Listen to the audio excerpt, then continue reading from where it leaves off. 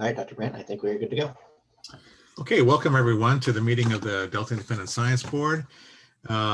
Before we get started, I'd like to call the meeting to order, but before we get started, in accordance with the federal, state, and local guidelines to protect public health and safety in response to COVID, this meeting, which includes a seminar, will be conducted entirely via remote access. We will take written questions and comments. Please email your public comments and questions to the address here, disb@deltacouncil.ca.gov. And if you, in your request, please indicate the agenda item in which you would like your public comment or question to be read. If you prefer to give an oral comment, then you can use the raise hand function in Zoom or email again, disb@deltacouncil.ca.gov. And after you're recognized for public comment, please wait till you're recognized and then provide your name before your public comment. We'll probably restrict those to 3 minutes for each public comment. All right, with that, I'd like to do a roll call and look for any new declarations. Steve Brandt, no new declarations. Jay? No new declarations. Okay, Joe? No new declarations. And Tom? No new declarations. Lisa? Lisa Winger, no new declarations. Virginia? No new declarations. Bob? Nothing new.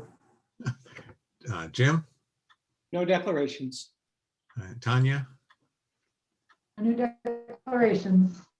Okay, and we're still waiting for Diane McKnight, who I know will join us. Today, just an overview of the what we'll be doing today is after we get a chair's report and a report from the Delta Stewardship Council, we will hear from our new Sea Grant scholar, who will tell us about her background and what her intent is for her appointment here. And then we will dive into getting updates on 3 of the current reviews that are underway. And then have a section talking about the future reviews and where we intend to go with those and what some ways forward might be. And then talk about future meetings. So with that as a background, I'll move on to agenda item number 2, which is the chair's report. And basically, I want to report on the fact that we have 2 new products out. The first one is the final copy of our review of non-native species, and that's been, it's fully out, it's online, as well as the 2-page summary sheet. The listserv, when we put it out, coincided, believe it or not, with California Invasive Species Week. So it came out exactly when we had planned all along to get it out. And that's a joke. And we've also shared it with Maven's Notebook, Delta E News, the communication team at the Delta Conservancy, Delta Protection Commission, and the California Department of Fish and Wildlife in an effort to get widespread distribution as possible on this. Jay and I will also be putting together a blog on this particular topic with the council sometime when it's appropriate in the future. I really want to thank all of you who really have helped to put that review together. There were, of course, all of you members, current members, are co-authors on it, but also there was a lot of effort with and co-authors of our previous board members and others as well. I particularly want to thank John Weens, who co-led this effort, and I want to particularly thank Dick Norgard and Joy Zedler, who were also part of the writing team from the very beginning and really did a lot of the legwork in getting this thing up and running and drafted in its first stages. Madison Thomas, who was our Sea Grant scholar at the time, also did a tremendous amount of work on this report. She did a literature review, kept our bibliography up together, and even wrote a lot of the literature background on the topic. So this is a large team effort and a large report, and I want to thank everyone for their contributions in getting it done. The second product is a formal publication on preparing scientists, policies, and managers for a fast-forward future. This was an effort actually triggered by Dick Norgard, talking about the need to begin to look at science in the strategically in the future, recognizing that the ecosystem is evolving and evolving rapidly.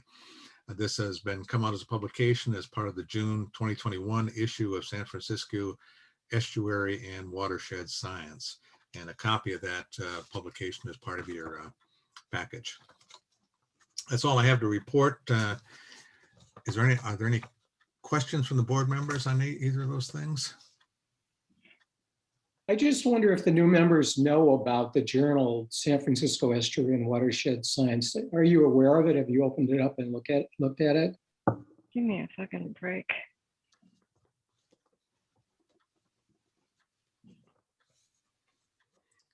Maybe it's worthwhile for ask Edmund to send everyone a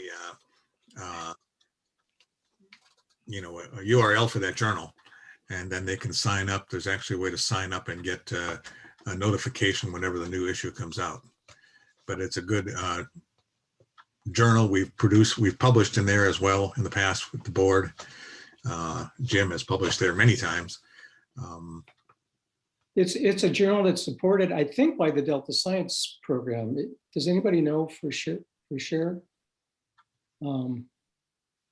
Yes, it is funded by the Delta Stewardship Council. Yeah, and it's an open access journal, and there is no publication costs for authors. So it's just a great outlet for scientists who are working on any aspect of the Delta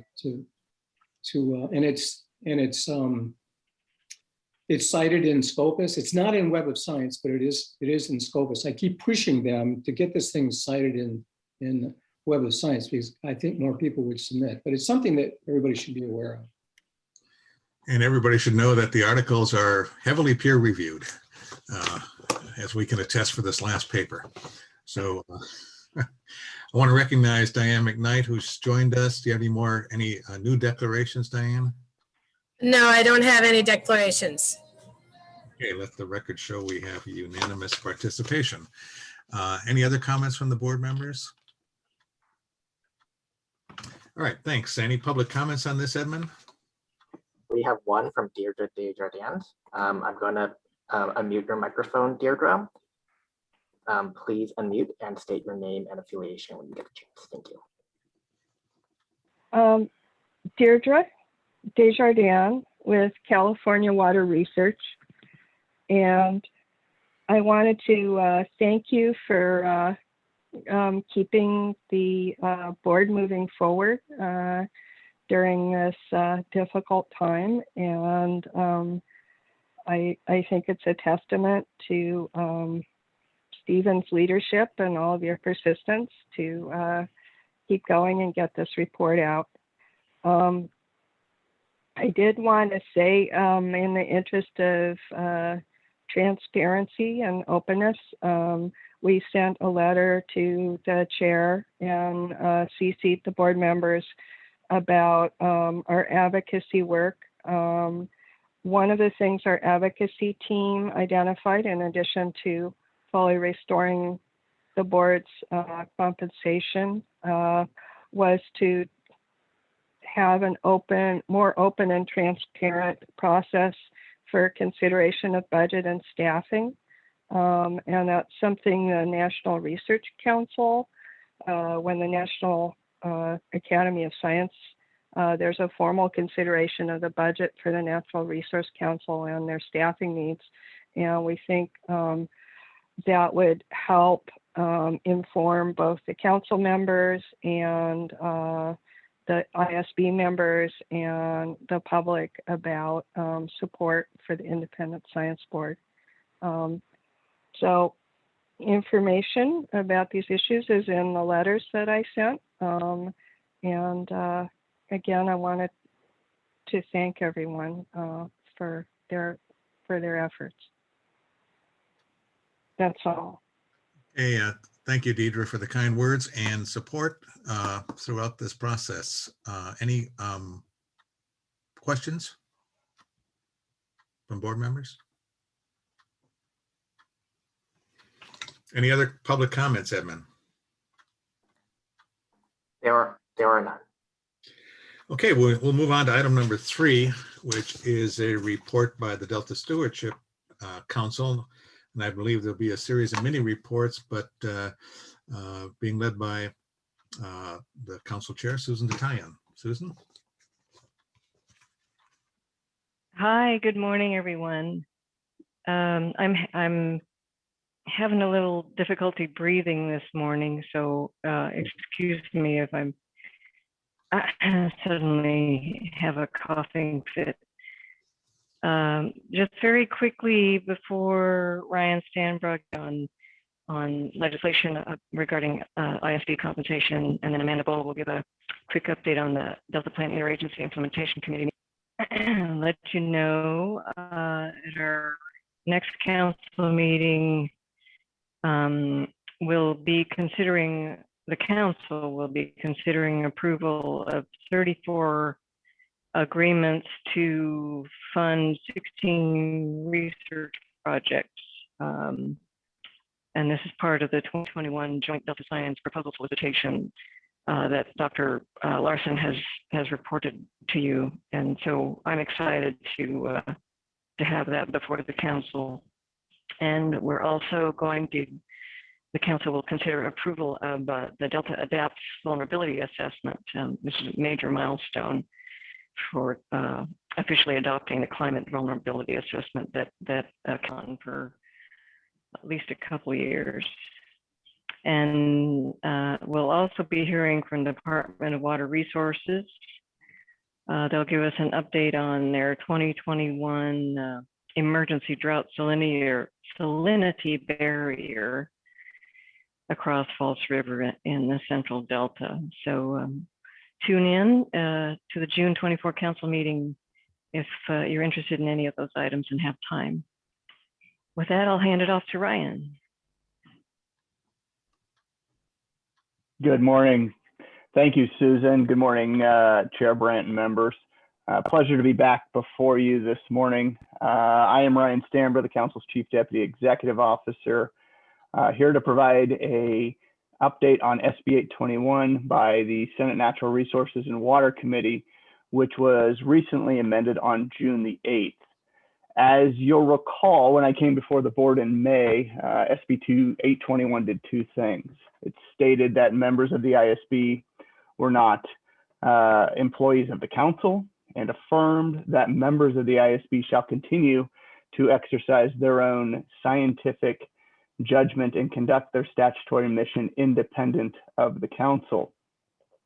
While those two provisions remain in the bill, the June 8th amendment to the bill adds a provision directing the council to contract with the members of the ISB at an hourly rate equivalent to that of a research specialist 5, which equates to approximately $60 to $80 per hour, depending on the pay step utilized.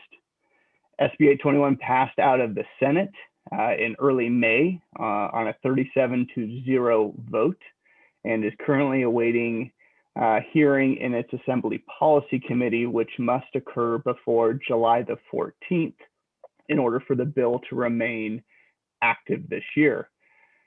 Looking a bit further down the calendar, some dates to be aware of.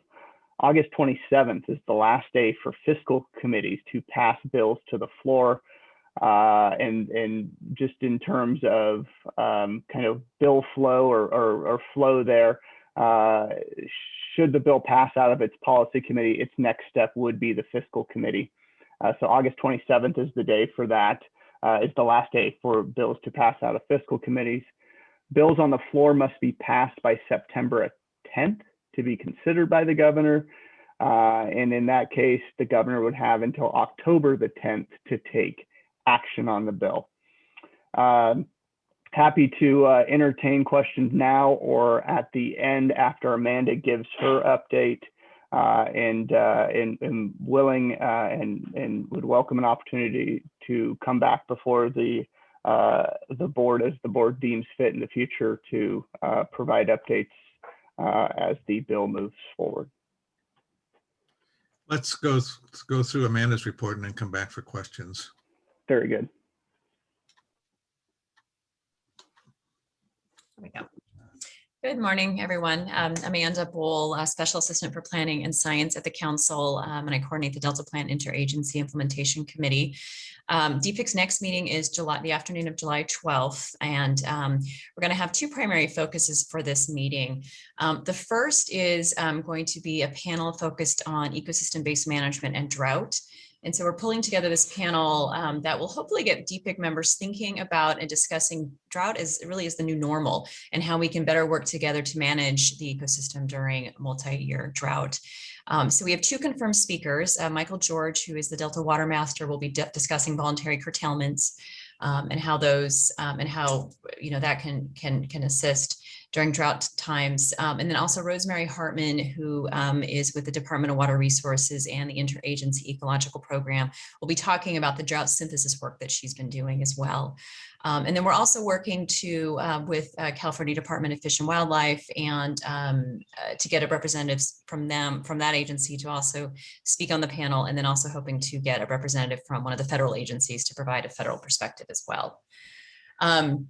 And then from there, we're going to move to a series of updates on Delta science.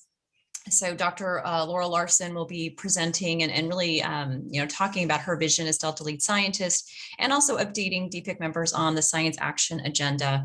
Later that same week, as the DPIC meeting, is the science action agenda actions workshop. And so it's a real good opportunity to let the DPIC leaders update them on the progress that has really been made to this iteration of the science action agenda to identify management questions, and now to move on to the next phase, which is identifying the science actions related to that.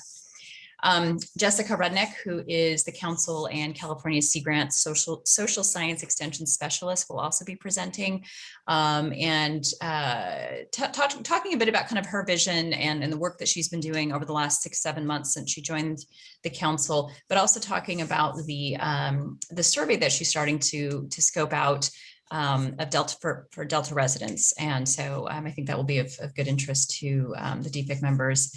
We're also going to have a presentation of the second annual Delta Crosscut budget. And this is a process that's been underway for a few years. And this is really our attempt to try and kind of wrap our arms around how we're funding science in the Delta and to better understand what we're funding and how much we're actually funding. And so we've been working, the Council's been working very closely with Reclamation on this. And so representative from Reclamation will be at DPIC to present our findings from the 2019-2020 fiscal year. And that report will be made available prior to the DPIC member. And if you're interested, I can make sure you all get a link to that report as well. And then finally, either Jay or Steve will be on hand to provide an update on the science needs assessment, which I will not go into now because I know that's something that I think Jay will be discussing in just a little bit. But we're glad that one of them will be on hand also to update the DPIC members on the progress that has been made and kind of what's to come moving forward. And I'm happy to answer any questions. Okay, well, thanks, Susan, Ryan, and Amanda. We're going to open it questions to anyone from the board, but I'm going to start with two questions for Ryan. Ryan, you mentioned specifically that board members in the current language would be supported, quote, at the hourly rate of a research specialist 5. Is that the exact quote? Because hourly rate is quite different than the compensation rate. Because as you know, for any appointment in the state, the compensation rate includes salary plus fringe benefits. Those things are budgeted. There's specific numbers for fringe rates that are usually 30 to 40% or more of the salary itself. You write a proposal, you put the salary plus fringe rates. Is it compensation rate or is it hourly rate? Currently, Chair Brandt, the language as I'm looking at it right now is hourly rate. So it is specific to hourly rate rather than to the broader compensation. So it's not the compensation rate of a research specialist 5, it's an hourly rate. Although one could interpret, I imagine, an hourly rate includes compensation because when you work for 10 hours, you get fringe based on the number of hours and actual pay that you get.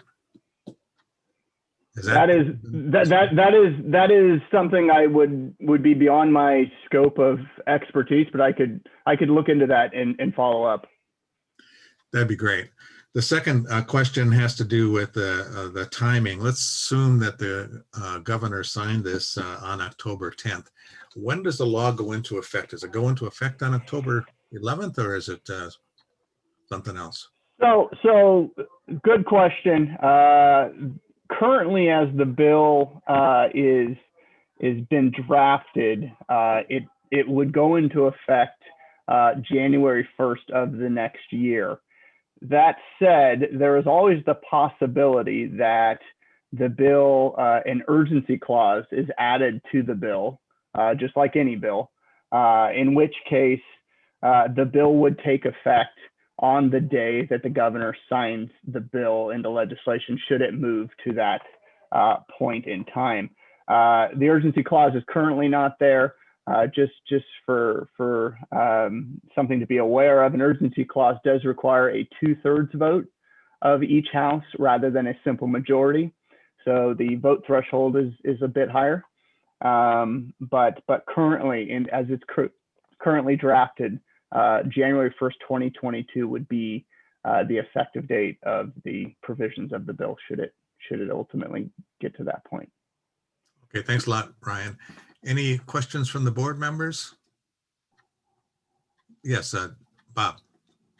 Ryan, could you tell us who actually suggested the compensation package as it is now? As proposed? As proposed, yes. As proposed. This was something that I believe the author of the bill, so the author is the committee, so the committee consultant, I think, put in here as an opportunity to continue the discussion around compensation. So I don't want to speak for Mr. O'Connor in terms of specifics, but I think he recognized, at least in the conversations that I've been a part of with him, that this is something that this particular compensation level is something that may require further discussion and consideration. Okay, so really they're looking at it as a placeholder until the fiscal committee can meet and act upon it. Once again, not wanting to speak on in terms of the intent for the author here, but I think that's certainly a possibility. That's great. Thank you.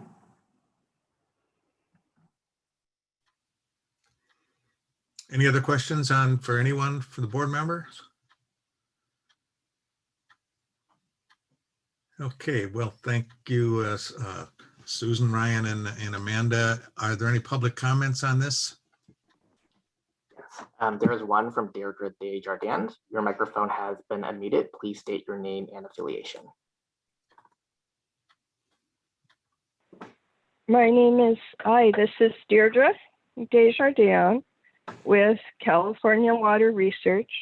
And I wanted to give you an update from our advocacy team. As I explained in the previous meeting, we did hire a lobbyist. He's one of the better lobbyists in Sacramento. He normally works a lot with water agencies. He took this because it's something he believes in as well. Our understanding is that the Assembly Senior Counsel, Alf Brandt, would like to see higher compensation. We did send a letter to California Department of Human Resources on your behalf, pointing out that after they set the $100 per diem salary, that the activity of the board ground to a halt. And also my attorney's review indicated that there wasn't really a statutory basis for the $100 per diem because the statute creating the Delta Independent Science Board is completely silent about compensation. It does not specify a per diem compensation. So some of the setting of the research specialist 5 may be because Cal HR got involved. And this is just speculation on our part, but I would suspect that Cal HR would look at what you guys used to get paid and say, wait a minute, $200 an hour is a bit high. So that may be a consideration, and we're not in on the conversations. But we do feel that providing full and fair compensation for the board's work is really important. And our comment letter did say that, you know, you're very senior and preeminent scientists. And we think the contract, from our conversations as well, the contract form of compensation, we think, is the only form that really works, because there's such a variability of the number of hours that board members work, both between individual members and over a period of time. So Dennis O'Connor, who's the senior consultant, is very supportive, as is Alf Brandt, of contracts continuing. And I think that may be a major point of discussion with the administration, attorneys. I just wanted to thank you. We did advocate for this to be included in the budget, but it just wasn't going to happen. So we may be able to help get it passed, get an urgency clause in, but that's not clear. So thank you again. And thank you again, Deidre. Any comments or questions from the board?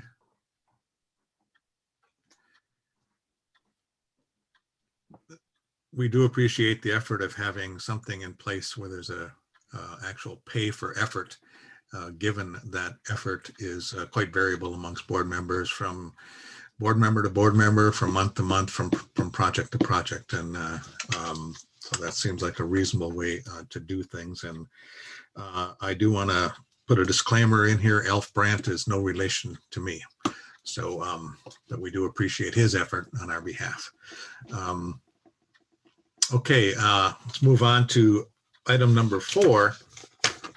This is actually for the new board members. This is a tradition that we do. Each year we get assigned a new Sea Grant scholar that is largely to be working with us on helping us with, usually with one of our reviews, and doing, we depend a lot on the Sea Grant scholars, as I just acknowledged to Madison for her work on the invasive species.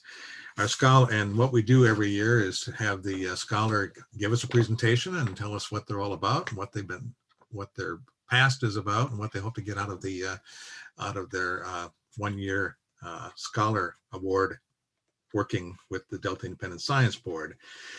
So with that, I'd like to introduce Jennica Moffat, who's our current Sea Grant scholar, began in, I believe, in March of this past year.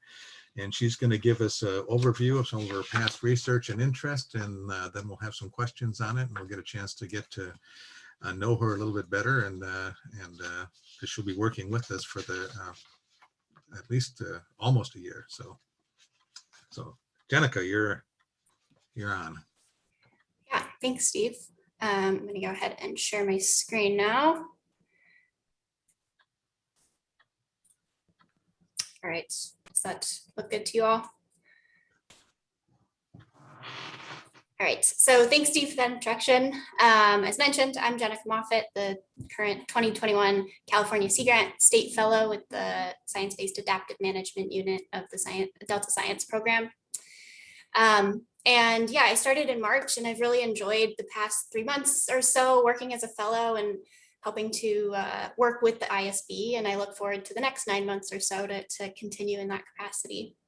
And so today I'll be presenting on my research experience, which really began in the Delta as an undergraduate at UC Davis. So it's been really neat to return to the Delta in this new capacity as a fellow.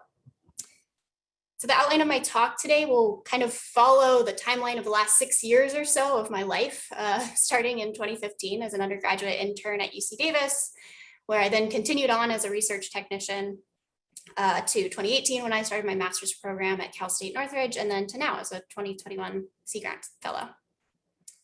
So to start with, I grew up in San Diego and grew up going to the beach and was very fortunate to get scuba certified at a relatively young age.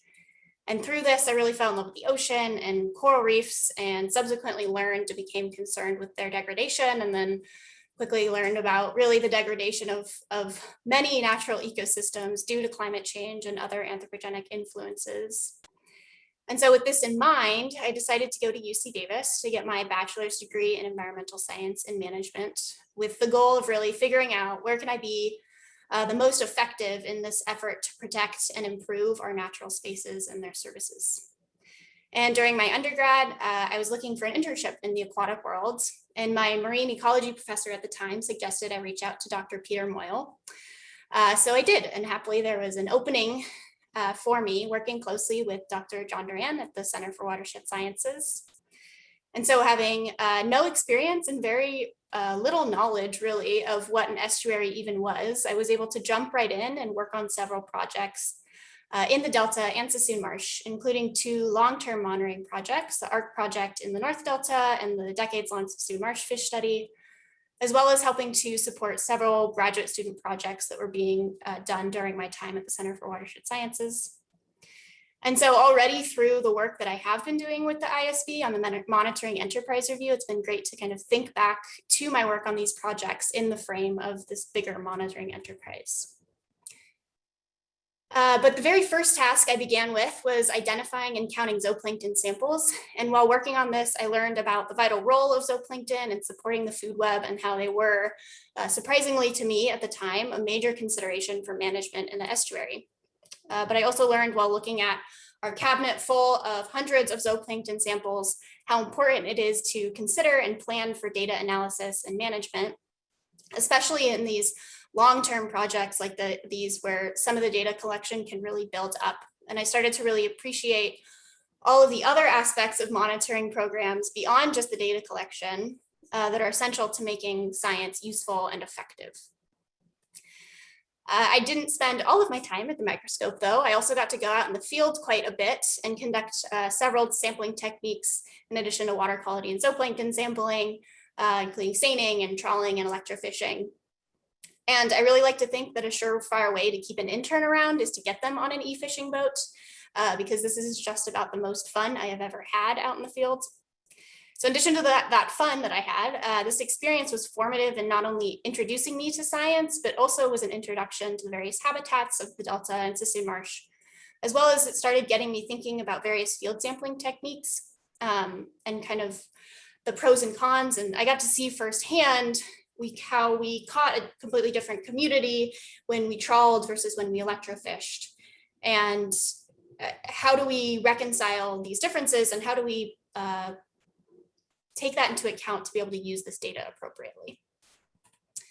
So after I graduated, I wasn't ready to leave the Delta quite yet. So I continued on as a junior specialist for a couple years, continuing to work on the projects I mentioned previously, as well as co-leading the Complete Marsh project with Dr. Denise Columbano, which was looking at habitat use and food web dynamics in Sassoon Marsh, focusing on comparing managed wetlands and levied and non-levied sloughs. And through part of this project, I got to work on and with the Wings Landing Duck Club at the time. We sampled in their ponds as well as at the outflows and intakes. We also conducted 24-hour hourly water grabs to try to capture tidal influence on some water quality parameters, and use isotopic analysis to do food web analysis. And so in addition to all of the skills that I learned in leading a field project and the field and lab skills that I learned, I really, of course, learned a lot about the systems I was working in. And throughout my time there, I was able to learn a lot about the Delta and Sassoon Marsh and the so-called wicked problem of management in these dynamic systems with their various stakeholders. I became familiar with the various habitat types and different types of wetlands. By sampling near outfalls and water pumping plants and managed wetlands, I learned about how humans use the system and potential effects of various land uses. I learned a bit about the history of the Delta and how it has been drastically altered over the years. I also experienced firsthand some of the major management issues of the system through dealing with invasive species like water hyacinth completely blocking off some of our sampling sites, as well as worked closely with people that lived in and used the Delta and Sassoon, and got a bit of a taste of how these land uses affect and interact with the natural environment, and how this all contributes to the problem of, or the challenge of managing these systems. I also really started to appreciate the utility of long-term monitoring, while at the same time learning about the inherent conflict of wanting to maintain consistency for comparability's sake, but then also recognizing the limitations of some sampling methods and the desire to modernize and really wanting to do everything and to collect everything, but obviously dealing with the realities of field sampling and needing to make some informed sacrifices.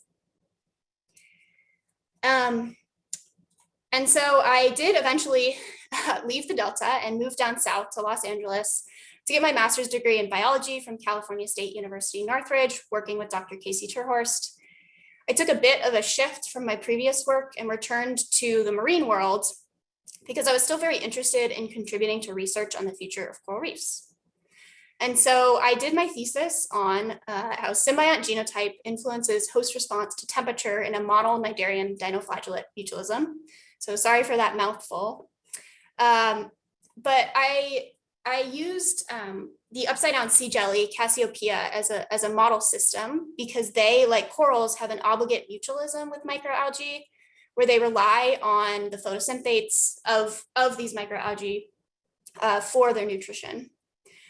And one of the major reasons for coral reef decline is bleaching, due in large part to temperature extremes. So I was interested in this potential for the symbionts, which have a relatively fast generation time and therefore greater potential to evolve on these ecological timescales, to rapidly evolve in response to climate change.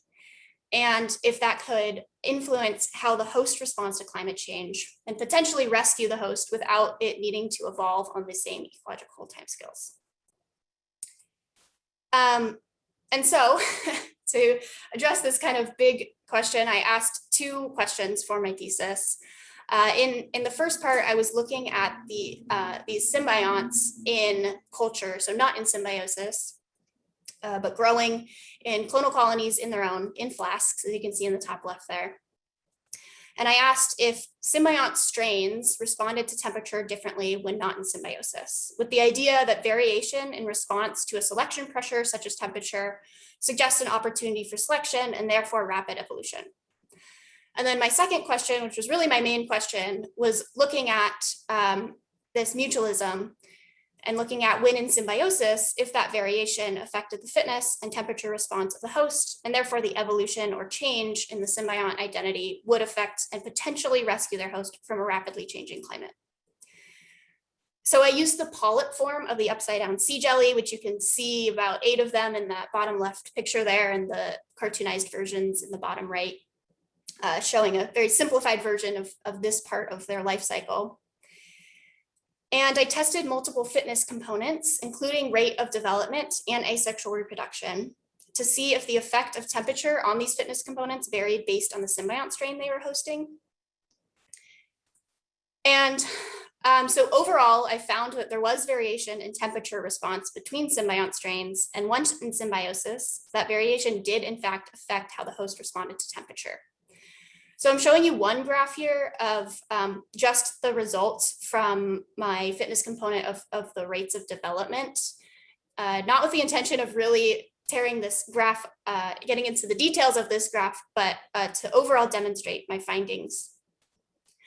So this is a proportion plot of all of my polyps with the strain of the symbiont that they were hosting noted at the top. So I had 5 strains. And the temperature that they were kept at the bottom. So 26 is kind of their ambient temperature, whereas 30 and 32 are too elevated temperatures. Oops.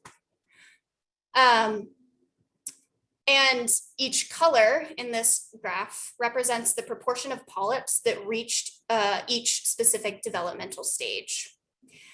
And so what I hope you can see at a glance here is that there is variation in how the host responded to temperature depending on the identity of their symbiont. So if you look at, for example, the two kind of in the middle where it's all dark blue, there's really not much of effective temperature.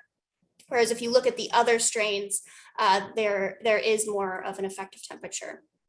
And so what this kind of meant, was that the evolution of their symbiont community or the change in their symbiont community is likely to affect how they respond to climate change, specifically when looking at temperature. And so this work was a bit of a shift from my previous work in the Delta. It was more of a theoretical eco-evolutionary question, but it really helped me to expand my view of how to incorporate a changing climate in our science and management, and help me think a little bit more forward long-term thinking. So in addition to my thesis work during graduate school, I spent a fair amount of time doing outreach and communication, including leading an outreach program called Girls in Science and Technology, where we brought hands-on science activities to a local elementary and middle school. And so through this program and other outreach that I did, as well as teaching, I really saw the role and became passionate about the role of science communication and education in supporting this overall goal of mine, the effort to protect and improve ecosystems we care about, because it's really essential for encouraging passion and participation and trust in science. And without all of these things, we can't really get anything done that we need to get done. And so I view this as another essential avenue towards this overarching goal of mine, and I will continue to seek out outreach and mentorship opportunities in the future as I continue on in my career. Which brings me to now as the 2021 California Sea Grant State Fellow with the Delta Science Program. So I was really interested in this fellowship because I knew I loved science, I knew I loved science education, but I felt like I was missing another big potential avenue of effective environmental stewardship, and that was working in science policy. And this fellowship was and is a wonderful opportunity as someone with no policy experience to jump in and get a really immersive experience in learning at a higher level how science is used for management, and really cramming a lot of experience into just a single year. And I was also excited about returning to the Delta because this was where my science career started. And already in the work I have assisted with the Monitoring Enterprise Review, it's allowed me to use my experience and to contribute my perspective towards efforts that are in support of effective management. And I look forward to continuing to do so and work on projects, similarly effective projects in the system where I really got my start in science. So thank you so much for listening, and I'm happy to take any questions.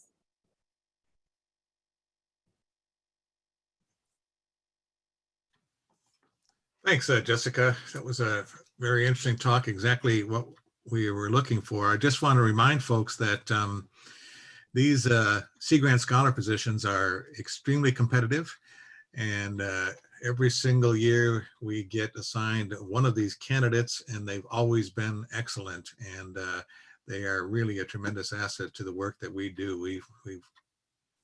We couldn't do our work without having a Sea Grant Scholar assigned largely to us. Any questions for Jennica? Yes, Joe.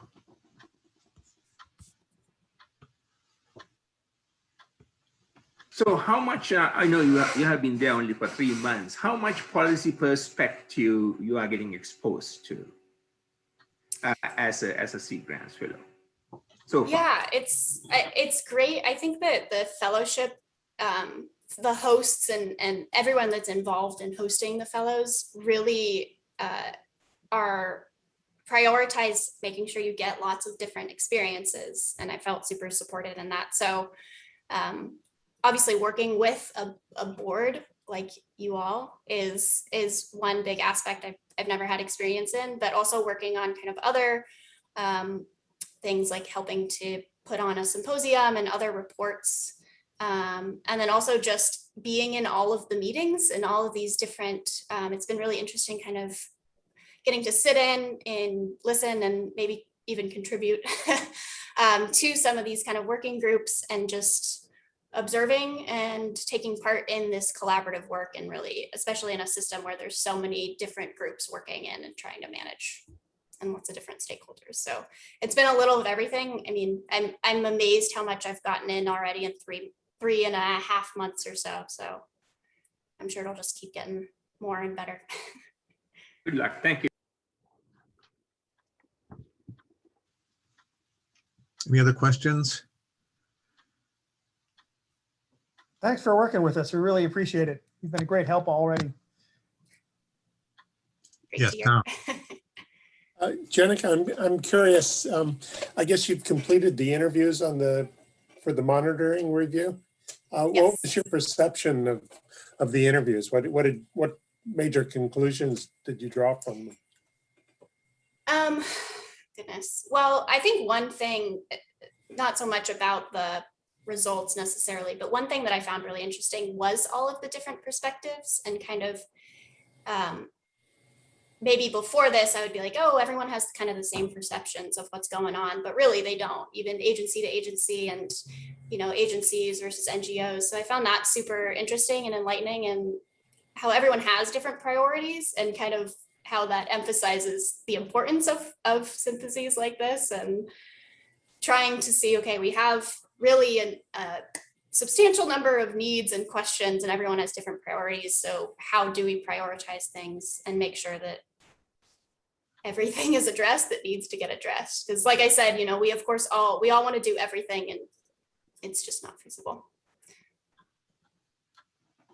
Thank you. Well, thanks, Jennica, for all your help and all the help you'll be giving us. And I think feel free to contact any of us in the course of your Scholar Award, because we feel it's part of our responsibility to also be of help to you and help you gain the kind of experience and guidance and whatever we can do to help you achieve your career goals. So feel free to use us. Thank you. Any public comments on this? There are none. Okay, let's move on to item number 5, which is our Delta updates and discussion on current activities. If you recall, back in February, we challenged ourselves to complete all of our reviews by the end of June. And I know that was a huge challenge, and we did manage to finish the invasives. And in my view, we made extremely significant progress on the water supply reliability, as well as the science needs assessment and the monitoring. And I think we're close to achieving what we had set out to do. But we thought we'd, at this meeting, give everyone a brief update on the status of our current reviews. And start off with the science needs assessment. Jay? All right, thank you. So you might recall that as a reaction to the previous Delta Science Plan update that came out back in 2019, we suggested that really what was needed was a science needs assessment, looking at more strategically at the overarching science activities across the different agencies, and including the Delta Science Program. We went to DPIC, the Delta Plan Implementation Integration Committee, and they agreed to let this happen. And so we had a series of workshops and symposia and discussions, and we've been working on this a bit.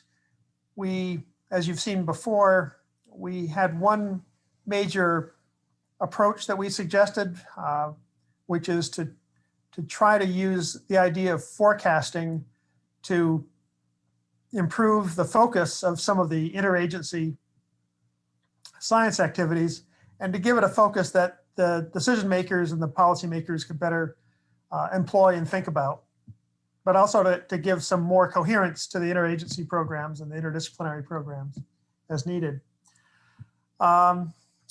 So we've been sort of working on that. We've had some additional interesting discussions on the governance of science, the long-term governance of science for the Delta. And there's some really interesting ideas in that. As well as coming out of the workshops and symposium discussions, kind of a list of topics of concern, of issues that the larger Delta science community should really be thinking about. And our ideal, our hope was to have this all ready for the July DPIC meeting. And basically we're not going to do that. Both Steve and I think others have run out of time. We have a new drought that has come up in the meantime that has, again, sort of dissipated some of our attention, certainly some of mine, and is probably going to take a lot of the attention of DPIC and others. So what we're going to try to do is to have this science needs assessment prepared for the October meeting, although I think that doesn't buy us that many more months. But anyway, that's what it is. Coming back to the forecasting area, we had three major topics for forecast that we thought would be good places to start. One would be water operations and management for environmental and water supply purposes. That would include forecast models for reservoirs as well as ecosystems. That's obviously a tall order, but that's one area we think that the system is sort of moving down that path anyway. And if we can sort of help foster the mustering of science for that effort, I think it could be quite useful. The second forecasting area that we've so far decided on is harmful algal blooms and invasive aquatic plants. They would both rely on, similarly, I think, on hydrodynamic modeling and water quality modeling. And so that's good. And it would also, I think, be useful in some ways for the water operations. And then the third area of forecasting focus is delta salinity and water quality, which of course would be very useful as a foundation for harmful algal bloom and invasive aquatic plant dispersion and patterns. So that's, I think, all I wanted to say on that topic. Am I missing anything, Steve and Amanda? And Tom, I think, Tom, you've been involved in some of this as well. No, I don't see that you missed anything. Any questions from the board on that, on this one? Yes, Lisa. So Jay, you only mentioned forecasting. Does that mean there's no intention to do prediction?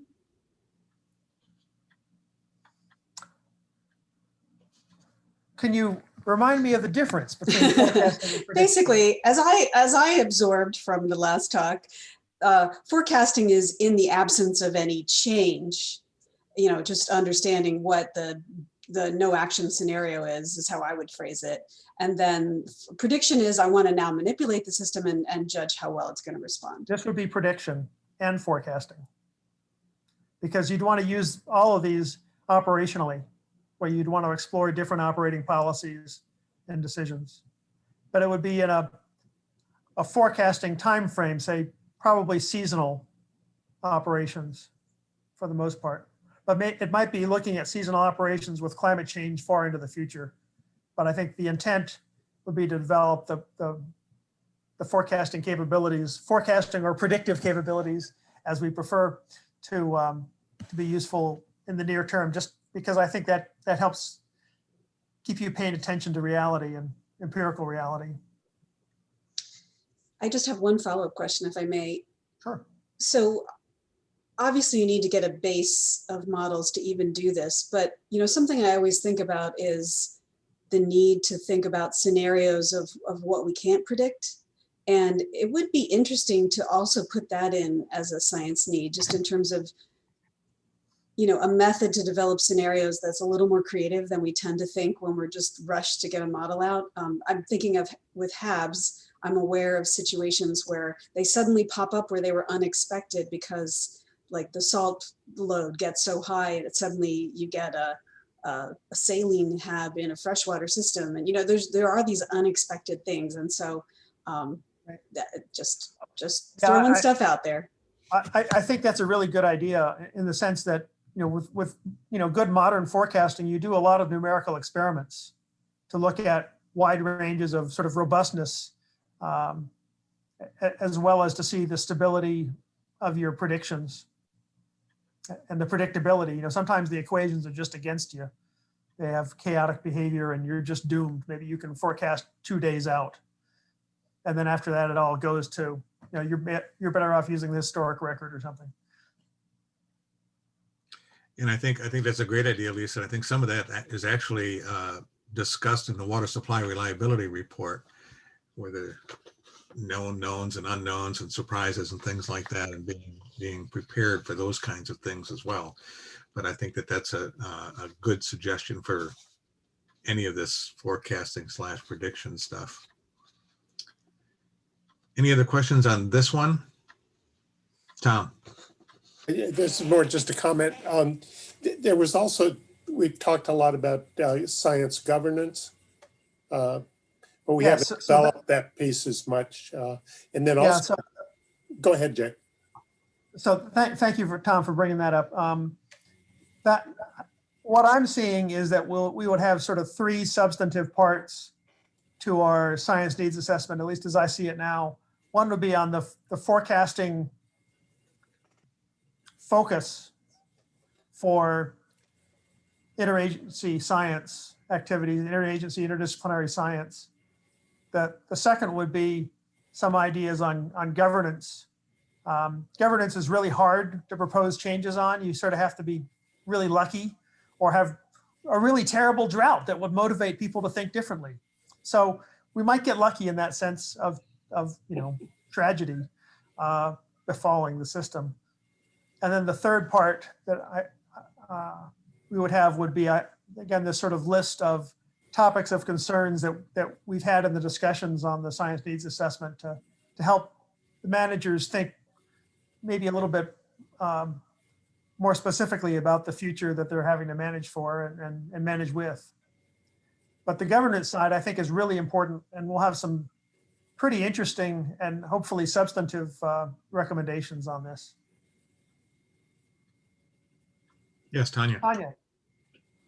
Just a quick follow-up on that. We are including some, I think, interesting questions and findings in the monitoring enterprise review around the governance of the monitoring enterprise, and there could be some synergies perhaps when we draw some of those conclusions around the monitoring governance that could inform how we're thinking about the broader science governance.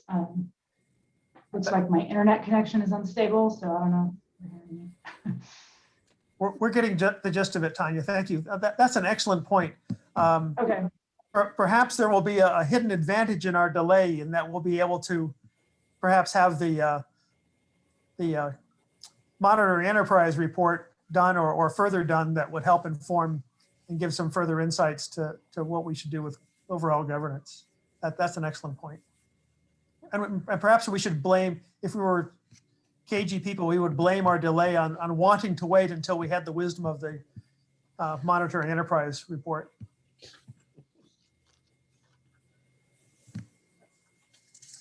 Lisa. Sorry, can I just add one more thing to that? I was waiting to see what Tanya said about governance. And I've fallen into this trap too, so I just want to offer this in the nicest way possible, that it is important to separate the science from the prescriptions. So there really is a science of institutional study, as well as, well, from what we've learned, we suggest you make these changes. So that was just one cautionary note. Yeah. Well, we have some authentic governance scientists involved in this, so I think we will have some citations to governance as well as suggestions. Okay, thanks, Jay. I did want to let folks know that Jim Claren told me early on he would have to leave early, and so he sends his apologies. He has left the meeting, and we'll move on to water supply reliability. Jay. How did I get all these? We've made, I think, quite a bit of progress on the water supply reliability report. We've gotten comments from quite a few board members that have been usefully critical on the previous drafts, and I'm looking forward to continued useful criticisms coming from the board members. At this point, we were going to have some time to discuss some of the recommendations of the report and the findings and recommendations of the report. And then I'm also hoping to see what people think about, do you think this report is about ready to, or maybe I should wait and see what the discussion on the findings and recommendations is. But at the end of that discussion, hopefully we'll get some sense as to how close you think this report is for revision, so that the next revision might be a public review draft. So any thoughts on the findings and recommendations that you might have had a chance to look at? Jay, I make a comment. You know, we are not critically, just you are way ahead of us. So no. That That's gaping not right. hole, That's not that gaping hole has been the problem. I learned from every criticism. That, you know, the report gets better from every criticism. I'm going to talk about a general issue, which I think both Jim and I suggested, and that at least one version of the report, reading it from a fish guy point of view, it was challenging to even figure out what you meant by water supply reliability, and certainly water supply reliability estimation, what time and space scales you're talking about, what units you're talking about. Is it volume? Is it flow? Is it, you know, and I'm sure it's all of those. After you read the report, it's sort of all of those.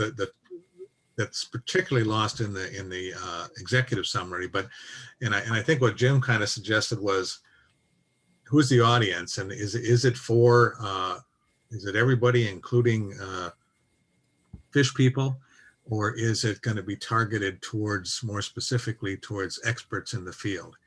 And either way is fine. I just think that a decision would need to be made, and that the surrounding text would need to reflect that.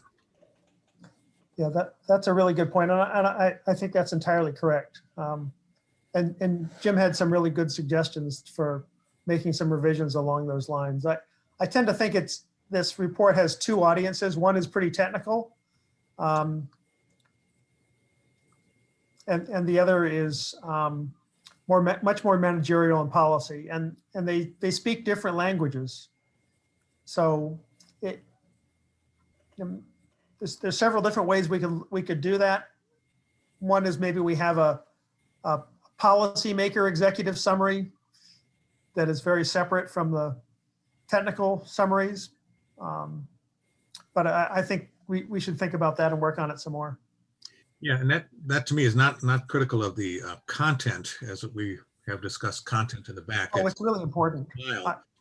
And I would think that it shouldn't delay any public viewing of it, because the content is still there, and maybe you'll get some more comments one way or the other on the style and the outreach and a separate management section or things like that. That's just how it's done, not what's in it. Yeah, but I think it's really important to address those concerns, and so that people that come untutored to the subject figure out what the subject is in the first couple of paragraphs. Tanya, you had your hand up. Yeah, I just had a very similar kind of reaction about the need for some more kind of definitions of water supply reliability. So I just wanted to kind of reinforce that point. And I don't think you'd necessarily need like two separate executive summaries. I really think if you had more of a kind of conceptual discussion of, here's generally what we mean by water supply reliability, at a conceptual level, recognizing that there's lots of probably different ways to operationalize that concept, depending on the methods that you might use to analyze it, or your goal, your policy goals, or whatever. But I also think some of that acknowledgement of those nuances and potential differences, and that you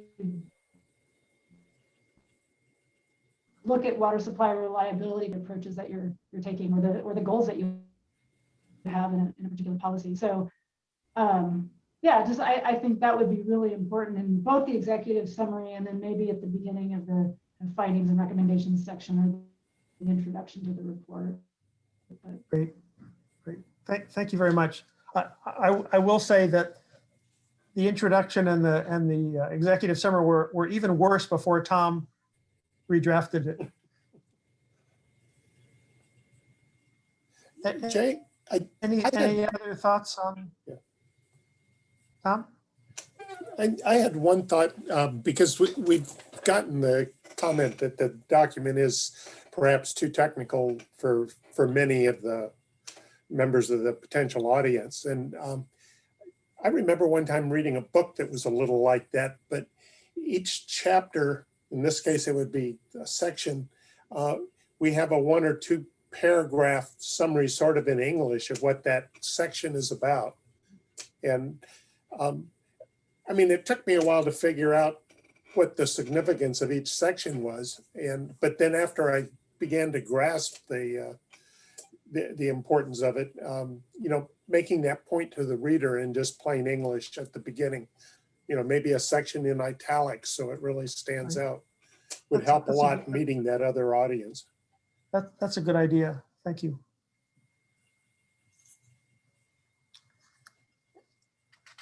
Another comment, sort of maybe along the same lines, is in terms of the recommendations. Just at first glance, the recommendations seem fairly general, and you know, in a sense, like the first one should be further developed and employed to improve ecosystem management profiles and stuff. And I think that's fine, but I'm wondering if there could be some examples, you know, what you mean by that general. I tried to find it in the text itself, and I'm not sure it was there. It was probably there in the body of the text, but not tied to a specific recommendation. So one would, again, more or less kind of need to be an expert to figure out what are they really talking about. Because I'm sure when you have that recommendation there, you know in your mind what parameters or timescales or what you're specifically recommending. So maybe a little more detail, either in the executive summary or have a section in the back that has the recommendations with a little more detail. For example, I think that's a good idea. Try to make the recommendations a little bit more actionable in a sense. Yeah.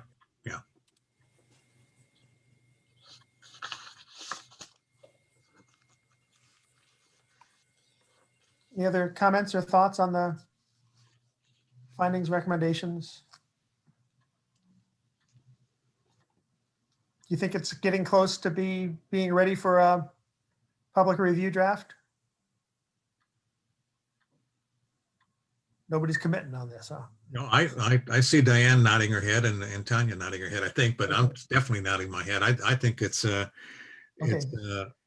otherwise I'll inflict another version on you. There's a lot of content in there, and maybe just take what you've heard in your various comments and reviews, and you know, there's we could go ahead as a board and say, if it's ready by the end of June or something like that, go ahead. Okay. We could do that now if we feel that that's the right thing. Oh, I don't think we need a vote, but if you want, unless you want. Diane? I wanted to say that having 2 executive summaries could be useful. I think for some of the IPCC reports that I was involved in, there was a executive summary for policymakers and then a more of a technical overview summary. And since if that is useful, then it's a strategy, and it might go well with having these paragraphs at the beginning of the different sections, in terms of keeping it setting the stage for that kind of approach. Okay.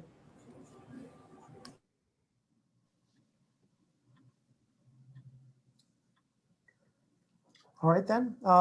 So what I'll propose to do then is to make a revision of this and try to make it a little more user-friendly, lay reader friendly, one way or the other.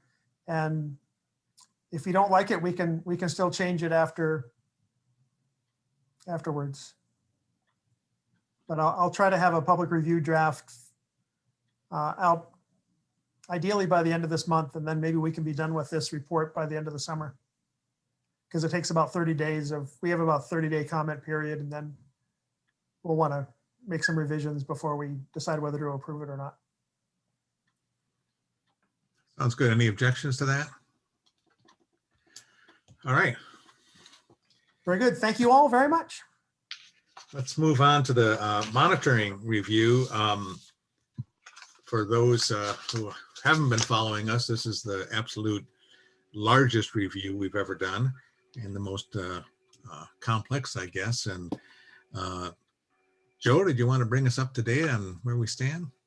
Yes. So as Steve said, this is the longest running review I have been involved with since about 2017, I think, Steve, right?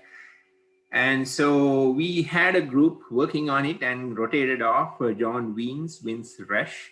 They did a lot of work on the review. And now we have Virginia, Tanya, Steve, and myself as the writing group. And also staff is really helping us out, Edmund Yu, Jennica, and Chelsea. All of them are really helping us out to a great deal. The review has two components, as you might know, that component one, which is already completed, which is the kind of assess information about monitoring programs throughout the Delta and to get an inventory done. So that was done by a private company, which is the SR Technology, CBEC, and Tax Environmental. They got together with the group, writing group, conducted this component one, and it's available now and fully completed. Now we are in the second phase, which is the component two, which befell on us, the Delta ISB, to look at information from component one, and then expand on that and come up with recommendations. So we had many components for that. We had a questionnaire, interviews with monitoring practitioners in Delta. Then there were 3 brown bag seminars, 5 panel discussions, and there was a monitoring workshop, which was April 30th, 2019. There were about 60 people, different agencies from different agencies participated. And also we kind of infused the personal experience of the board members with monitoring in Delta and elsewhere. So that's the basic way of functioning of this group. It has been going on for a while, but you can see why it is, because a lot of information coming in. And then the final scope of this part, component 2, to understand the state and scope of monitoring in Delta and current challenges. So that's where we stand as our focus. So a lot of topics were covered. I'm not going to go through that. Tidal wetlands, water quality, invasive weeds, and all those information were covered. It's a lot of information available, especially from component 1. So now we are with the turnover of people as well as lead authors we're turning over. And also we are working on a little bit of a reduced capacity now, or efficiency, also because of the various constraints, the COVID impediments, we don't meet that often. So that because of that reason, things have got a little bit slower, but certainly it is moving forward. So which is a very good thing. So if you remember that January 26th work plan, we were supposed to complete by end of the year, 2021. But our chair, Steve Brandt, requested a 30th of June deadline. So we were a little bit shivering at that time because it's a big Sisyphean task for us to do. As a staff has been helping us out quite a bit, and they have other commitments. And the state of the report is still kind of incipient, I would say. And so the difficulties of scheduling interviews with people and so on. So earlier we thought we would cancel the interviews, but then with our previous experience and the amount of information that they would have brought forward for this review, we decided to have interviews on a reduced capacity. Earlier we were thinking about 23 people as our interviewees, but now it came to 11. But we kind of managed to keep the scope in a full level, and then we completed those interviews. Now, the staff members are kind of working to reorganize the report and appendices, which has results from brown bag seminars and findings and recommendations and those kinds of things. Meantime, we are kind of getting into the final phase to analyze the interviews. So the interviews were transcribed, and so Chelsea actually took the lead of coming up with some methods to look at them from the interview information. And one was just the reading notes and summarizing information we got from interviews and other sources. The second one was kind of a deductive type analysis, where we basically get information and code them according to the priorities, and then use that code book to come up with some structured recommendations. The third method is more of a inductive type analysis, where she recommended that basically that also involves kind of new themes to evolve from the analysis. So finally, we decided on the second one, which is kind of a deductive type analysis. And so Chelsea and Jennica, basically, they took the lead on looking at data and analyzing. They came up with a large number of different categories that we do this deductive analysis. And there were 11 pages of different codes in the code book, if I remember. I don't remember one of them. It was quite a large number, extensive analysis, 2 of them did. And also another thing is that this coding can be a little bit more subjective, because it depends on the person who is doing the coding on different categories of which we should be pursuing. And so they came up with the different method to do that, just to reduce that uncertainty. In all, we basically completed that part now, and we will have a meeting on, I think, July 6th or so to discuss those final recommendations or final coding and come up with how to proceed. So that basically is where we stand. So we have that all coding done now. All the interview questions have been summarized accordingly, as well as we are trying to get some recommendations based on that type of analysis. And also there are 12 survey questions, best practices survey questions also came up by ISB. That the status of, we have informed that 11 participants these 12 different questions and asked their input, which I don't know what the status at this point, because it was done very recently in a meeting, and also contacted them. So the final step left is to kind of meld all that information into a recommendation, set of recommendations.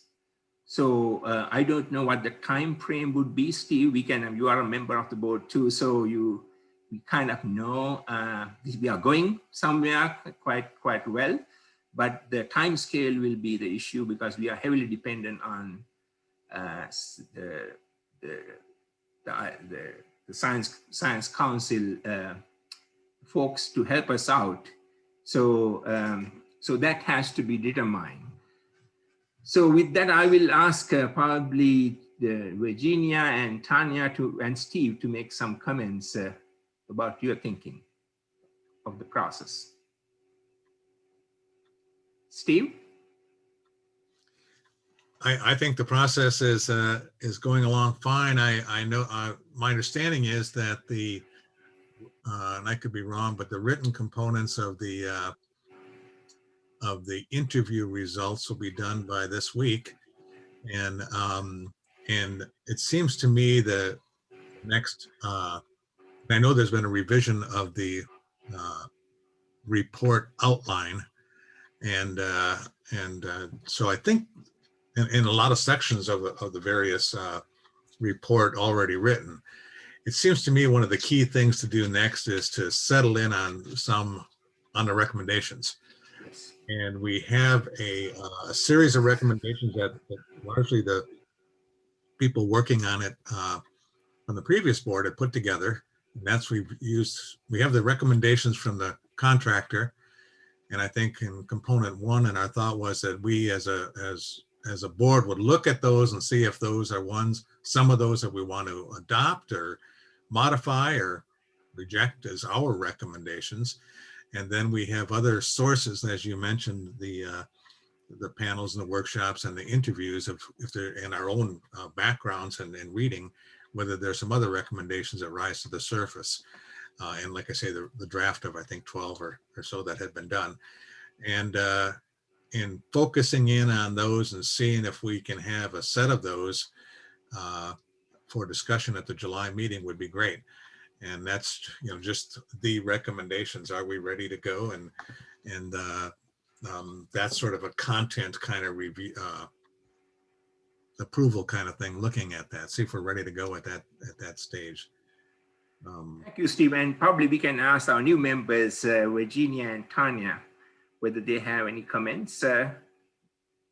So I really don't have much to add, but I think the interviews were really important for me to understand how it applies in this particular situation in the Delta. And to me, they have added a whole lot and will help us in discussing the recommendations. And the staff has done a tremendous job. I want to thank them. Tanya? Yes, same. I really want to thank Edmund and Chelsea and Jennica for all the work that they've done to help keep this moving forward. Without them, it would be really challenging, but I think I'm looking forward to seeing the interview results, and I think we'll just need a meeting amongst the writing team to really push forward our thinking on the recommendations and how we might revise them. And we already went through the process of talking about some of those best practices that we peeled off from the recommendations that were more kind of normative in scope versus kind of operationalized recommendations. And I think we have those kind of reasonably well developed. So I think we're pretty close in having something that the rest of the ISB could look at maybe in July. Thank you. And how about our staff leads, Edmund, Jennica, and Chelsea? Can you make comments? If you have any, please. Good morning, everybody. This is Chelsea. Thanks. That was a really nice overview of the process, and I would just echo everything that you said. We have completed the coding of the interviews, and Jennica and I are working on developing a short summary of the results. And I think that our time frame is we're aiming to get that done by the end of next week. And so we will send that to you, and then we have a meeting scheduled for the first or second week of July. And so we can walk through those results and talk about integrating them into the report at that time. Yeah, thank you. How about Jennica and Edmund? Any comments beyond? Yeah, I think there aren't any further comments on my end. So Jennica, do you have, I think you guys were working so hard on this, among other things. So really appreciate helping us out in this. Yeah, mostly just echoing what Chelsea said, working through the finalizing of the interview results. I finished kind of updating the best practices as we talked about last time and integrating some of the comments from the interviews as well to that. How about these best practices survey? I didn't know much about it because you guys send out the best practices surveys. What is the status of that? So the best practices were developed based on the initial recommendations that were done. And so with the idea being the recommendations are a little bit bigger scale and the best practices are actions that most monitoring programs could implement relatively quickly. And so we asked interviewees about their input to get some input on them, as well as discussing them with all of the MER ISB members. And so after our discussion a couple weeks ago about that, we updated them a little bit, and I added in some commentary about when they may or may not apply and why they are suggested. So the response was good. The best practices, the questionnaire. Yes, there's a few, qualifiers, situations where, well, it might not apply here and there. And so I added those into the descriptions, but overall they were pretty much all supported. Thank you very much all. So I think we are good with the monitoring review. Thanks, Joe. I don't see any further questions. I do want to thank everyone, thank all the board members and the council staff for the tremendous amount of work that they've been doing over the last few months. I think when we first thought about this in January, of trying to finish off these 3 or 4 reviews, it was daunting at best. And I think that with the tremendous amount of effort that people have put in, I must say, much of it on their own time, I really appreciate that. And it's really great to see us making such progress on these reviews. I know a lot of people are anxious to hear our results. So thanks everyone again. And Edmund, are there any public comments on this? Yes, we have public comments from Deirdre Desjardins. She would like to provide public comments on the science needs assessment, water supply reliability, and the monitoring enterprise review. So Deirdre, your mic has been unmuted. Please once again state your name and affiliation. It's Deirdre Desjardins with California Water Research. I did want to say our biggest concern of our advocacy team is that the monitoring review, that's the largest review that the Independent Science Board has ever done, get adequate staff support given the change in compensation levels of the board. And this is something we're going to continue to be advocating on. We're very glad to hear that Edmund and Chelsea and Jennica are assigned and are helping. There is the Delta Stewardship Council does have a in 2019 to 2020, they did have a $7.8 million science budget, and there's 12 staff scientists in the science division, as well as numerous fellows. So we do hope that you can be given adequate resources, given that the council also identified the monitoring enterprise review as one of their priority tasks for this year. So that's just an organizational thing, and I so much wanted to express my gratitude. It is your dedication as scientists to doing this. I cannot imagine any other group of individuals that would have kept doing their jobs under the circumstances that you've continued over since 2020. So it's just shows your extraordinary dedication to independent science, and it is enormously important. The monitoring enterprise review is enormously important for climate change. I did have some comments about water supply reliability. It is really important for stakeholders, both water agencies and fish people, to understand water supply reliability. And I hope you'll do what you can to make it accessible. It's an area that California Water Research has worked on with advocacy. It was frustrating because we got in the California as a water resilience portfolio, and we got a recommendation in the water resilience portfolio to support the development of a drought operations strategy for the State Water Project and Central Valley Project to meet water board required flow and water quality criteria and respond to fish and wildlife needs during extended drought conditions. And it was removed because there was opposition from the water agencies, and environmental groups didn't support it. And basically, nobody understood it. But it's the kind of studies that we really need to be doing.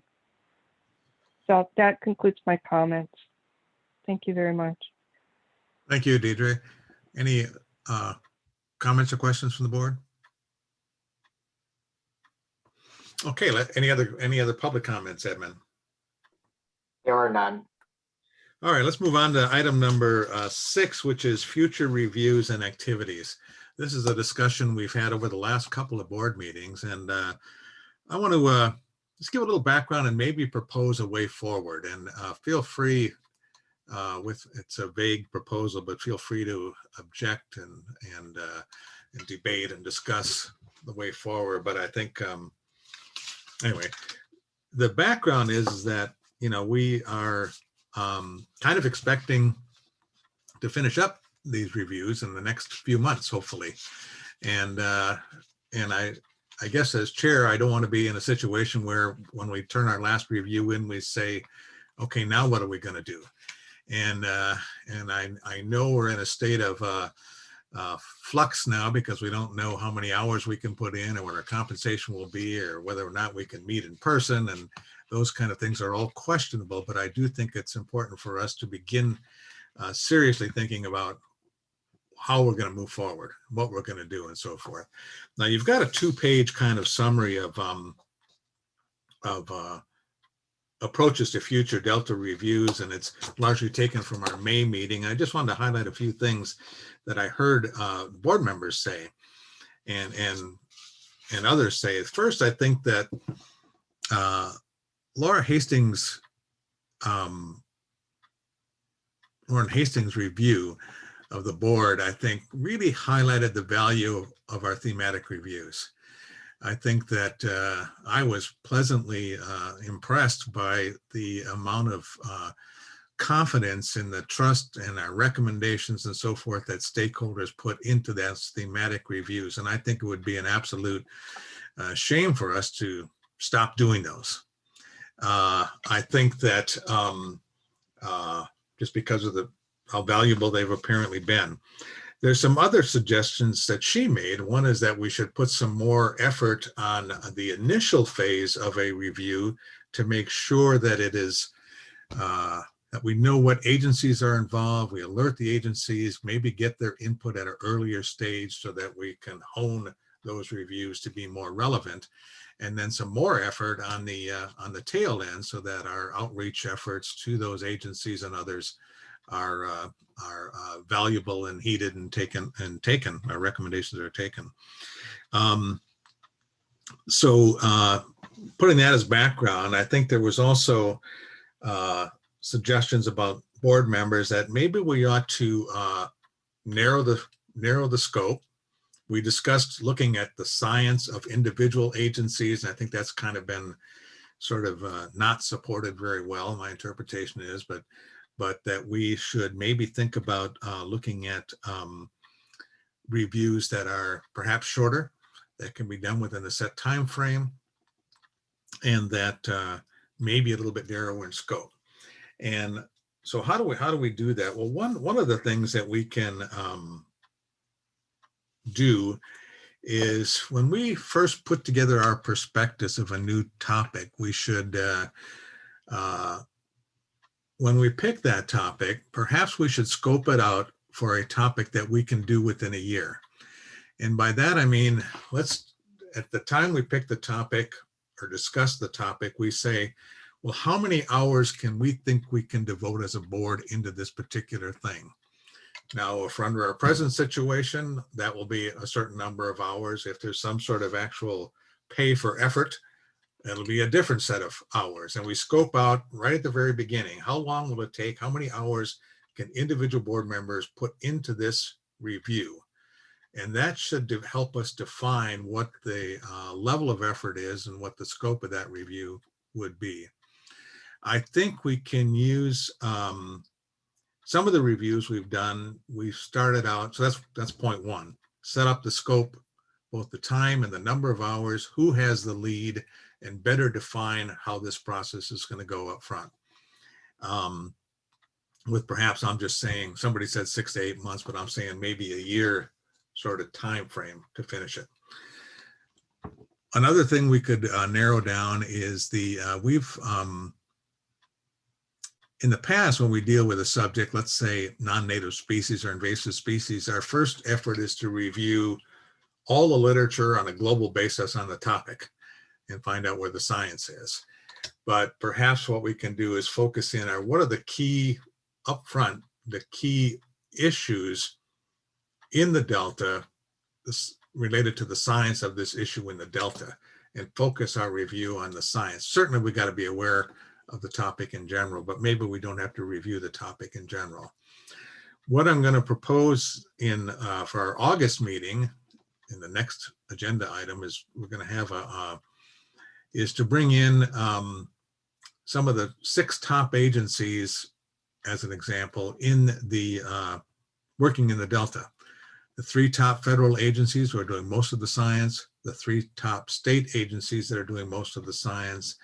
Ask them to describe their scientific program, ask them what are their top main issues scientifically that they see in the Delta that they are working on, and then ask them what are their key science strategic goals over the next 5 or more years.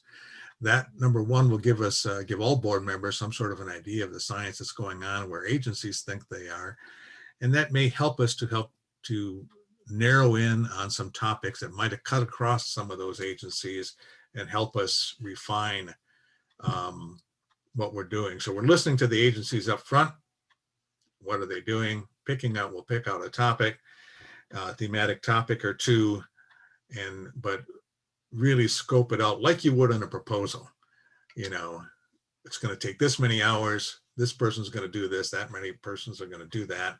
And that might help us in a way, at least think about the level of effort, and frankly, to get individual board members to commit their percentage of time on this project or that theme. Anyway, that's what I'm thinking of as kind of a way to go forward. If you look at our guidelines, we have a, don't have it in front of me here, but our guidance on how we do these reviews, how we put together a prospectus, what topics are in the prospectus. And I think we can follow that and just probably add a little bit more detail on this to help us really better scope out these projects. And I think at this stage, I don't know that we need to discuss, you know, what we're going to review, but I think our approach, what is going to be our approach?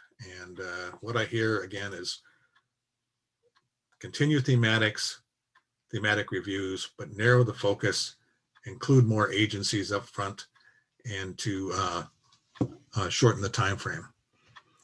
So that's where I am right now, and I'm happy to put some of that in a little bit of writing for people to look at that sort of in the same terminology that we put in our own guidance document about how we do these reviews. Yes, Virginia. So Steve, that all sounds really good to me. The one thing I would add is it would be useful up front to find out who particular on the staff would be interested in helping us and what their commitment is. because as you've heard, they have been so critical in this monitoring effort that having that support and interest and time is going to be important. That's an excellent suggestion. And I think that we know what our current FTE staff assignment is. I don't expect that to change. But as you all know, we put in a request last year to get some postdoctoral level support. Those contracts, I believe, are still moving forward. And I'm hopeful that by January, we might have 2 postdocs that will be working fully assigned for us, for each of them for 2 years. So that's a lot of extra horsepower in a way. And I think that we should, when we do these reviews, we should scope out at that time what aspect of the work and support will come from those postdoctoral scholars as well.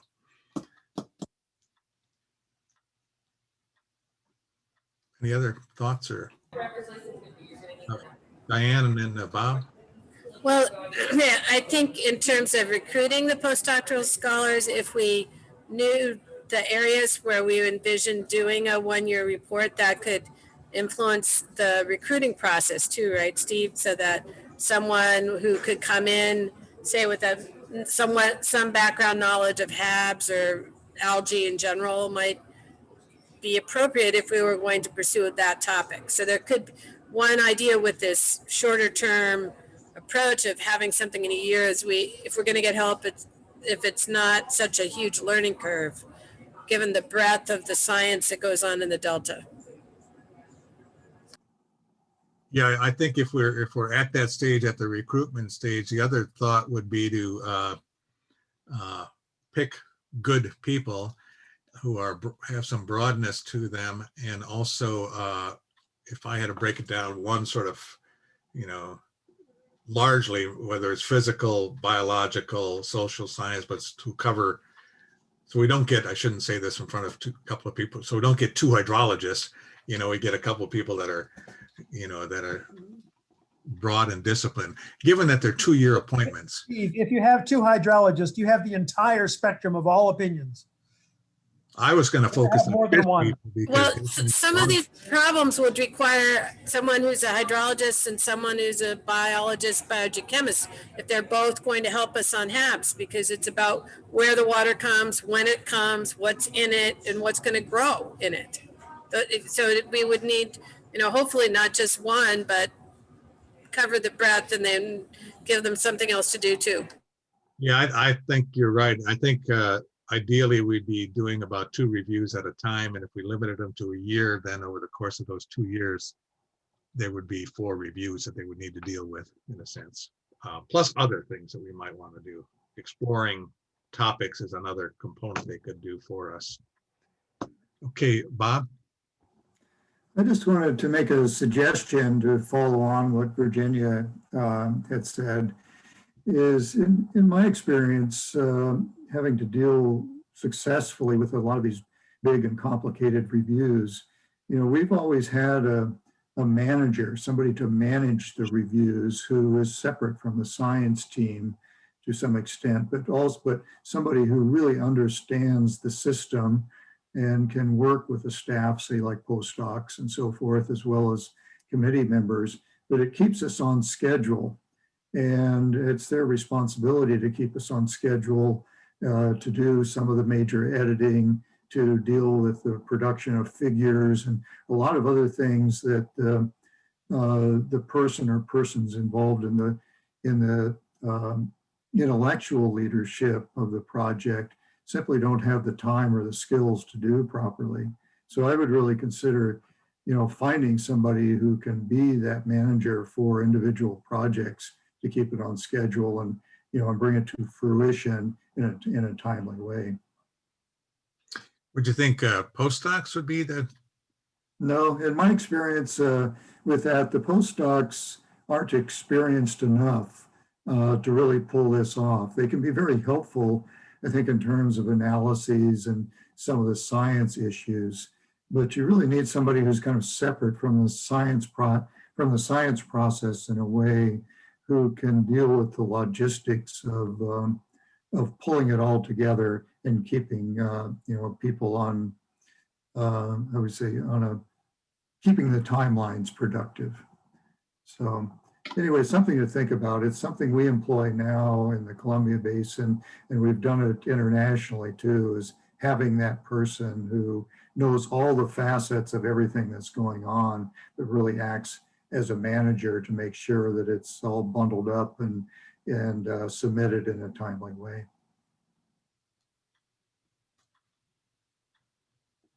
Yes, Diana.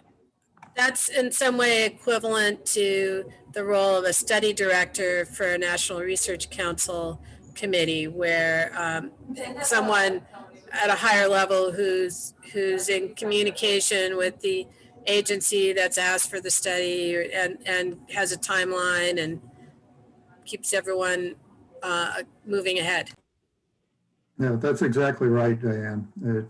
It helps in so many ways that you can't put your finger on all the ways that it helps, but it wouldn't be possible, I think, to have high quality products without a person like that.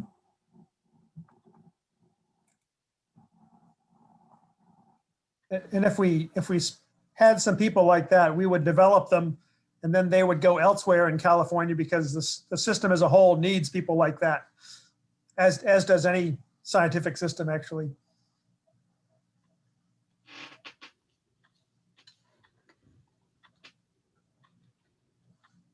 I'm going to ask Edmund, what do you think about that idea? I think project timelines have always been a struggle. It's not based on the project manager at hand, but also like the time commitments of everyone as well. So that's been the challenging part of balancing the timeframes for these thematic reviews.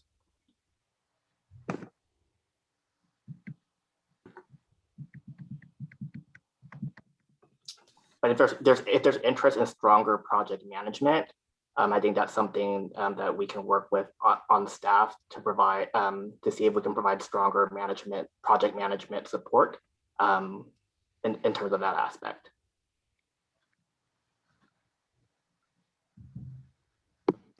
Because in the past, we did have a schedule on the prospectus, but then there's just been challenges of sticking to those schedules for various reasons. Edmund, what is the status, I mean, among the human resources availability within the Delta Science Council to provide that support? You mean program management or project management? Yes, support? that's right. Mm-hmm. It's based on the need. If there's interest and need to have a stronger project manager for a project assigned, or to have stronger project management in terms of like meeting timelines and deadlines of board members, that's definitely something that we can discuss about implementing. That just hasn't been the approach that we have taken for these reviews, even though we have suggested timelines and deadlines for getting things in. Because currently on staff, typically for these reports, staff are the ones doing the formatting and production of figures. Yes, Jay? As I think about it, the national academies have a wonderful stable of really good, review managers that get involved in the writing as well as the timing, the organization, and everything. And they've developed a really nice culture, and they can help each other out and they give each other advice. I'm not sure that I see a lot of those kinds of people in state government now. And so one thing we would have to be careful of if we wanted such a person is to make sure they have the right kind of support professionally to do this job well.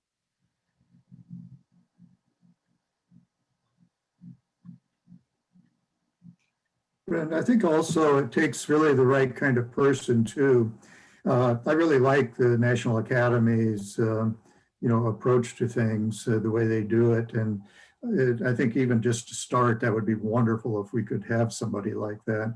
But it's also somebody who really understands the Delta, the organizations, understands the science to a reasonable degree, and also understands the history of not only of people, but of ideas and organizations that helps whoever the lead is coming from the committee, really help them, think about what to include in the report, what some of the ramifications might be.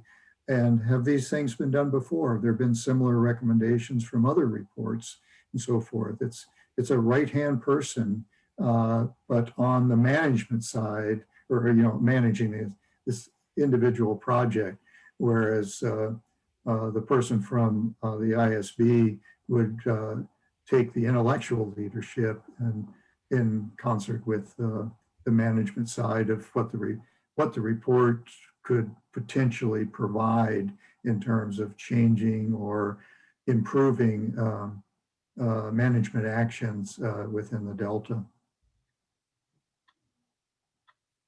Tom? Unmute there. I have a friend who works for a consulting company that I know they edited the, I think it was the original conveyance report, because I've had a lot of humorous discussions with her about muck and all that kind of stuff. And I suspect there's a consulting business out there that can do this kind of stuff, so that if we had very specific projects that we could write contracts for, maybe that's how we could get people with experience to do this.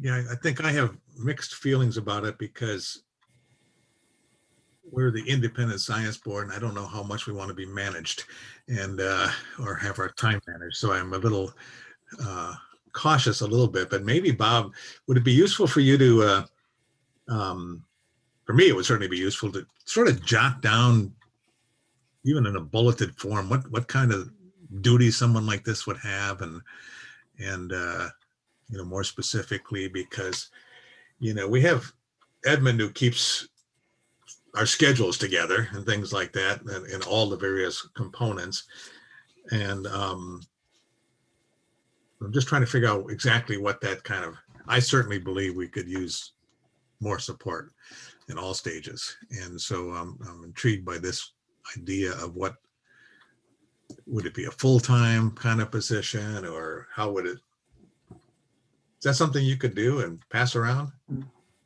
I could certainly do that in the next number of weeks. I don't have time right at the moment. I'm involved in something else, but in the next few weeks I could do that. And I think also in the meantime, taking a look at what the national academies do, how they handle their reports. I know, the program managers there do the kinds of things that I'm suggesting here. And they're long-term people who have been managers there for some of them for decades, that really know the science and the players and what the information, how the information could be potentially used, within Congress and so forth. So anyway, that in the meantime, that would be a worthwhile taking a look at the model they use. But in the next few weeks, I'll try to get something to you, Steve. That sounds terrific. Thanks. So anything else on this topic?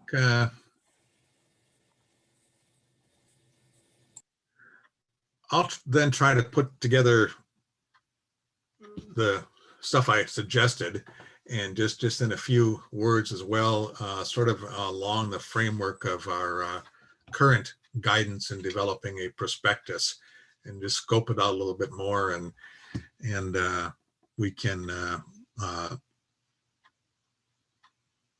if we think it's a reasonable approach to go, and we put it in practice. If it doesn't work, we modify it, but at least we have sort of an ideal of where we want to kind of go with future reviews, thematic reviews. Any more thoughts on this? Okay, let's, any comments on this, public comments? We have one from Deirdre Dan. And I just want to do a time check, Steve. We're about 4 minutes from 12.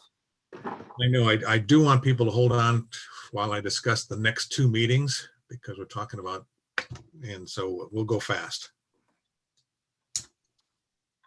Okay, Deirdre, your mic is. Thank you. I wanted to thank the board. One of our advocacy team's recommendations was that it seemed that the board should have a manager that reported directly to the board. And this is actually very informative. Obviously, you all are the experts and have worked on other boards and know the models. So if the board, if your level of compensation is reduced, we'd really like to see you continue to have the resources that would otherwise have been spent on compensation of individual members go towards providing dedicated staff scientists or managers. And that's going to continue to be one of our advocacy points. There was going to be, for this fiscal year, $690,000 in contracts that didn't get executed because of the change in compensation structure. And we don't feel that should be a permanent cut, and that the board actually, it does have statutory mandated duties to provide oversight and review of scientific research and monitoring and assessment programs. And so it's a principle that the board should be getting enough resources, and we'll continue to advocate for that. So anyway, thank you very much. Okay, thanks, Deidre. Okay, let's move on to item 7, which is the upcoming Delta ISB meetings. Our July meeting is scheduled from 1 to 3:30. We added an extra half hour because we're trying to deal with finishing up 2 of these reviews. And so that says an extra time. I did have a question about, in the last topic, future reviews, whether once a month meeting for 2 hours is sufficient, but I think we can let that evolve. In August, we're now scheduling basically 2 full days in, by the way, that meeting in July is July 13th from 1 to 3:30. And we're going to talk about the have potential action items dealing with water supply and possibly the monitoring review. The August meeting, we're planning to have a field trip. And we've talked to a number of folks. We're planning that meeting right now. It's the August 19th and 20th.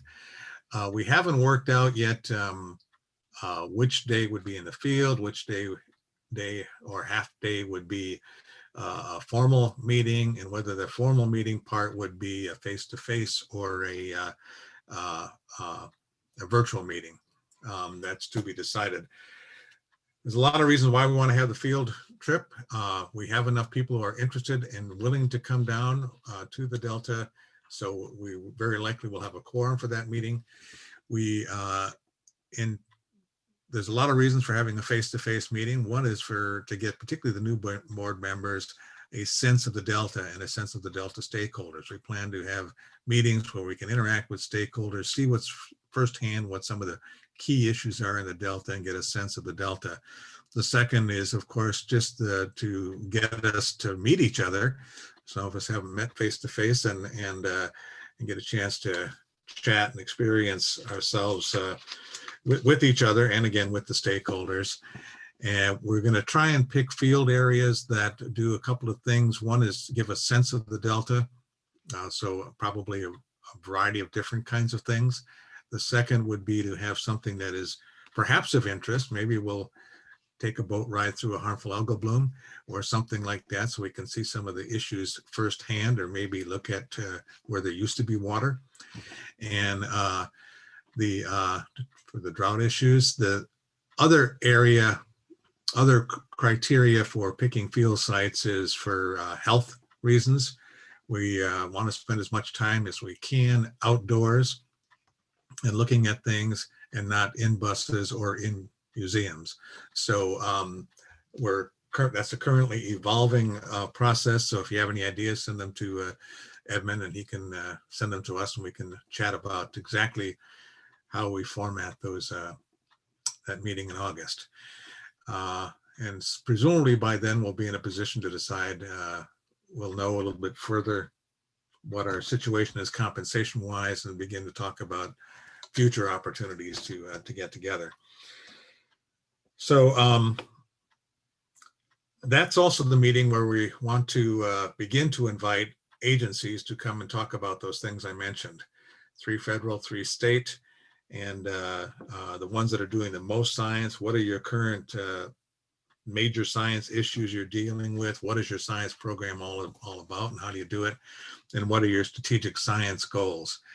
Focus on the science, not on the other topics, but the key players doing the science. And I think 3 federal and 3 state will give us a big enough picture to help inform the board of what's going on and be the first step in soliciting ideas for more focused thematic reviews.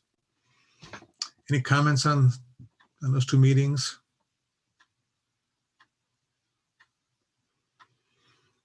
Okay, any public comments, Edmund? There was one registered, but I don't see any hands raised at this time.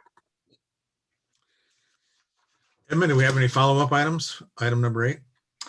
There's just a few. I'm going to send the link with more information about the San Francisco Estuary Watershed Science Journal.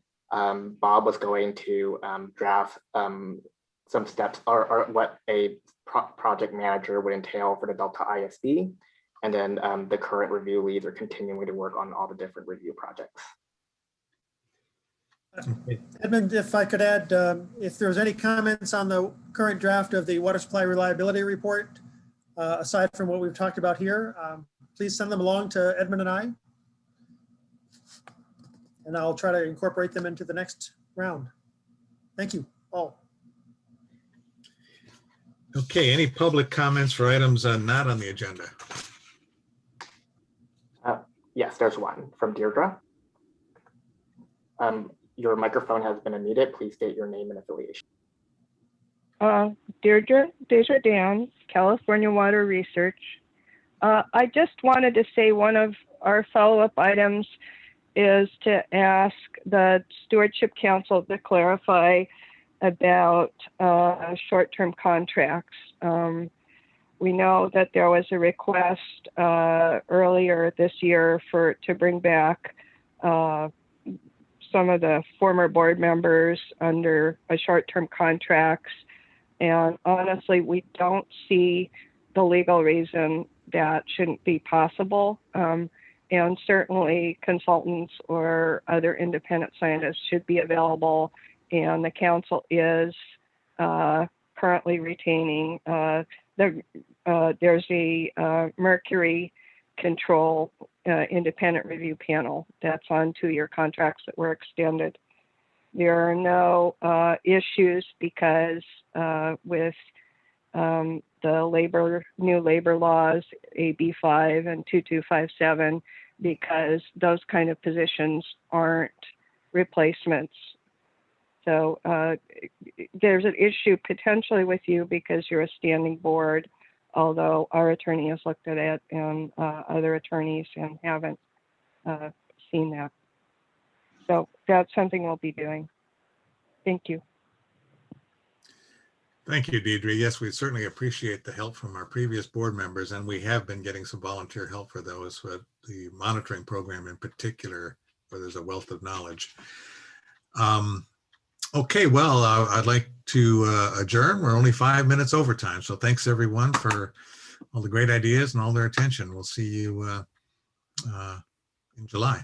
Not sooner. Thank you all. See you in July. Sounds good, Steve. Thanks.